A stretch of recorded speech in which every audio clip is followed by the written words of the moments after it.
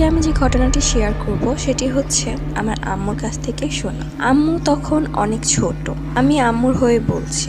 আমাদের বাড়ির বর্ণনাটা একটু দিই। বাড়ির পাশে ছিল একটি ঘন জঙ্গল, তার পাশে ছিল মাঠ, পুকুর ইত্যাদি। জঙ্গলের ভিতরে ছিল একটি শিমুল গাছ, থেকে দূরে আরো বড় বড় দুটি শিমুল গাছ ছিল।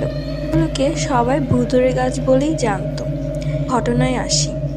আমার বয়স তখন 13 কি 14 হবে। আমাদের চাচা কাকারা সবাই একসাথেই থাকতাম। আর চাচি সারা শরীরে অনেক ব্যথা ছিল, যে জন্য সে একা একা চলাচল করতে পারতো না।